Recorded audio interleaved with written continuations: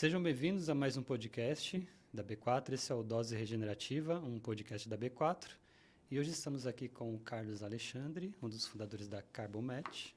Seja muito bem-vindo, nós já se conhecemos já há algum tempo. E a gente não tem nem mais uma conversa intimista, mas uma conversa muito aberta mesmo, né? Porque a gente está com nossas empresas assim, quase que recém-inauguradas em conjunto. Mas os desafios são iguais, eu diria, né? Sim. O caminho acho que é igual. Estamos no mesmo propósito, né? Ajudar as empresas aí a mitigar suas emissões de carbono. E, de repente, quem sabe elas não conseguirem construir um plano de ação climática regenerativo que, puxa, consiga ser viável no dia a dia de cada empresa, né? Então, como uma pessoa com muita experiência que você já tem nesse mercado, né? A gente está passando por muitos desafios, assim como a gente, assim, aliás, como todas as empresas. Como é que você está enxergando agora, do ponto de vista prático, passado aí de 2023 até agora, como é que a Carbomet está olhando esse mercado? O que vocês têm visto de prática? Conta um pouco também dos desafios, né, que você está enfrentando, que eu acho que é muito parecido com o que as empresas também que prestam serviço nessa área têm enfrentado e que a gente escuta muito também, tá, Carlos? Não é novidade para ninguém, né? A gente tem, depois da COP30, por incrível que pareça, né, a COP ela foi muito válida, do ponto de vista de que o que foi tratado na Blue Zone, principalmente tangibilizando as exigências no artigo 6, aí o 6.2, o 6.4, o 6.8, eles fortaleceram muito daí a nossa praxis, né? O nosso modelo de trabalhar sustentabilidade através das finanças regenerativas e se utilizando de tecnologias inovadoras. Por quê? Porque ela ficou consignado, né, no artigo, especificamente, a necessidade e a imposição de que se adotasse essas novas tecnologias, como blockchain, como SaaS, qualquer outra tecnologia que pudesse, de forma disruptiva, trazer inovação com ampliação no controle da rastreabilidade, né, a fidedignidade, né, a imutabilidade dos processos que envolvem o MRV, que é o monitoramento, reporte e verificação. Tanto que hoje, né, aí já passando para a segunda etapa da pergunta que você me fez, a Carbon ela evoluiu porque, assim como a B4, a gente está muito focado em inovação tecnológica. E a gente está buscando essas experiências que vêm acontecendo e estamos introduzindo essas inovações nas camadas e transformamos hoje a nossa metodologia numa metodologia de MRV. Então, é uma metodologia digital, monitoramento, reporte e verificação.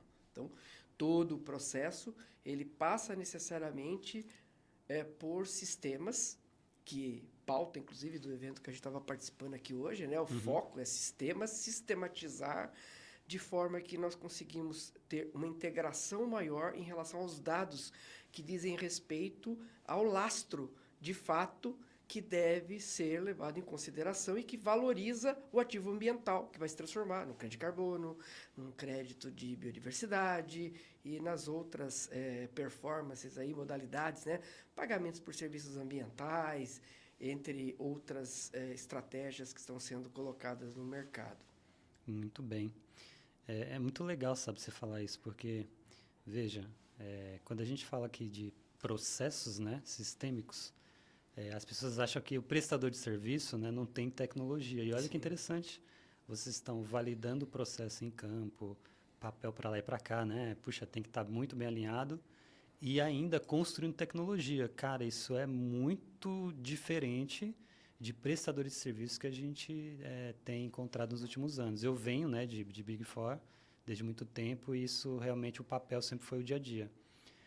Agora, as empresas têm que lembrar o seguinte, que tudo agora é sobre tecnologia. Então, você tem que empacotar o serviço e colocar dentro da tecnologia, né, para poder atender as empresas. E o que vocês estão fazendo é fantástico. Agora, recentemente soltaram ali os 17 nichos ali de obrigações do SBCE e tal. Como que a Carbomet está enxergando isso também? Você está vendo isso como positivo, essas demandas chegando assim? Todas essas diretrizes, para mim, elas são fundamentais, né? Você falou há pouco, você vem das Big Fours e elas trabalham sobre a égide da ISO 17000, a família Perfeito. 17000, Uhum. né? Que é o quê? É a família da ISO que estabelece quais são as metodologias e diretrizes de processo de auditoria.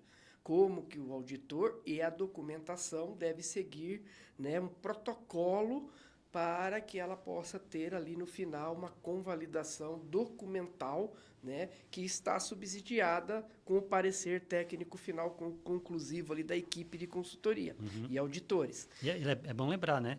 Que às vezes a auditoria às vezes é uma parte, duas vezes até de terceira, né, cara? Então, Isso dependendo do processo, né? então, é um processo assim, né, que ele é de verificação, né, uma sobre a outra, né? Você vai um convalidando o outro. Porém, a gente sabe que você tem fator humano que ele gera erros, falhas. Mesmo utilizando tabelas, mesmo utilizando softwares ali, no final o sistema ele ainda funcionava no relatório, né, num documento humano.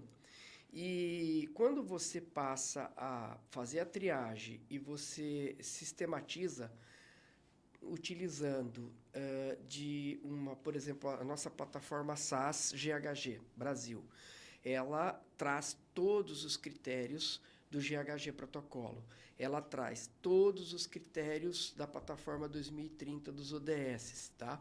Ela está trazendo todas as estruturas e diretrizes também do IFRS 1, IFRS 2 e o GRI também. Então, o que acontece? Quando você joga isso dentro do sistema, os conteúdos documentais, ela foi parametrizada no sistema para já fazer a conexão e a integração de documentos. Ela cruza esses documentos e ela consegue gerar dados com muito mais performance do que um humano poderia fazer, com risco de erro, né? E mais do que isso, ela depois passa por um outro critério, que o documento final acaba passando daí pelo sênior, que faz a leitura documental e, eventualmente, faz a pontuação conclusiva da especialidade, que daí sim, eu sou um especialista A e eu vou dar o meu parecer em cima da análise documental, só que essa análise documental foi multicritério. E ela está subsidiada e você tem segurança, porque o arquiteto do sistema foram os especialistas que ajudaram o programador a estruturar. Você está passando por isso na B4, daí, no agente que vocês estão criando, no sistema, na sistematização do blockchain, que ela é contínua, como a gente tem no blockchain da certificação também, essa dinâmica. Então, isso eu vejo assim como algo disruptivo, inovador, e o legal que é contínuo, né? Porque daí vem a IA, e como que eu vou usar a IA?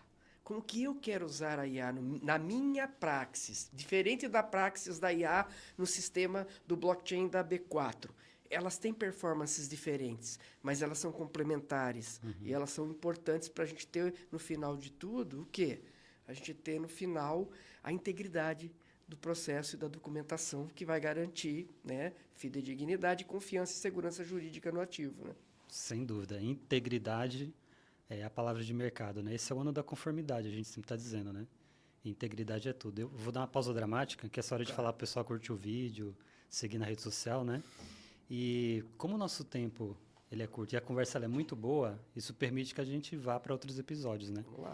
Então eu queria que você desse um recado, né, para o pessoal aqui da Carbomet, onde encontrar a Carbomet, falar um pouco inclusive do serviço, dos produtos que vocês estão trabalhando hoje, né, para o pessoal conhecer mais, né? Então, www.carbomet.com.br, um site novo, pesado de conteúdo, explicando o que nós temos para oferecer, seja no SaaS Carbon Atmo, seja na nossa estrutura... Que legal, você já está com SaaS já então... Já ativo. funcionando, Que legal. já utilizamos nas nossas... tanto em inventários de cadeia produtivas, como também nos inventários florestais, tá?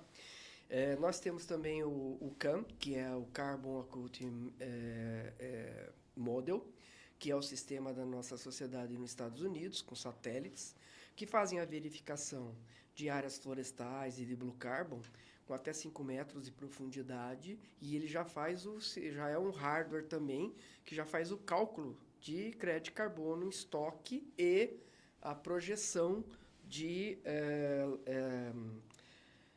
anual de produção de carbono também daquela tipologia. Então, assim, são tecnologias bem disruptivas, novas, internacionais, que a gente trouxe para o sistema, tá? E nós implementamos isso justamente para enriquecer. E outra coisa que a tecnologia é bem legal, né, para finalizar, custo-benefício, né? Porque a gente consegue ficar 40% mais em conta o nosso projeto de carbono, contando inventário e certificação, do que as concorrentes de mercado, com muito mais segurança. E a gente consegue entregar até 180 dias, tudo pronto com certificação. Né? Grande A diferencial, certificação Carlos. é a CECIC, que é parceira, porque ela tem que ser independente, naturalmente. E nós utilizamos também a estratégia agora, estamos introduzindo uma estratégia de verificação através de um outro terceiro, que verifica todo o nosso processo de transferência documental. O documento que é feito pela equipe de campo, por exemplo, do drone com espectrômetro, ela envia o dado e esse dado é mensurado e registrado também, modelo blockchain, ela é dado um laudo daquele documento, data, hora, tudo tem um laudo reconhecido externo daquele documento. Para onde ele foi? Foi para a equipe de sensoriamento. Quando volta com a leitura dos dois, vem mais um laudo documentando aquela fase. Então, a gente está procurando dar essa credibilidade para o sistema de nós laudarmos a rastreabilidade. Laudar a rastreabilidade. Olha o nível de controle que a gente está buscando. Até para poder responder às exigências da B4, né, Odair? Que vocês são bem criteriosos lá nisso. Mas é isso, pessoal. Experiência de estar no TECOA. O TECOA é um Incrível, hub, né? O TECOA, maravilhoso. hub assim, sensacional de inovação para sustentabilidade. Estamos aqui como empresa parceiras. Ficamos felizes de ter apresentado a B4 e vocês também estarem aqui no hub. Obrigado. Trazendo. Então, o desafio, pessoal, é o seguinte. O Odair falou uma palavra muito importante aqui no início do podcast, né, para a gente encerrar. Tudo que é feito com propósito tem outro resultado. Porque é importante. Nós somos empresas e a gente tem o nosso objetivo financeiro também de lucro, como deve ser.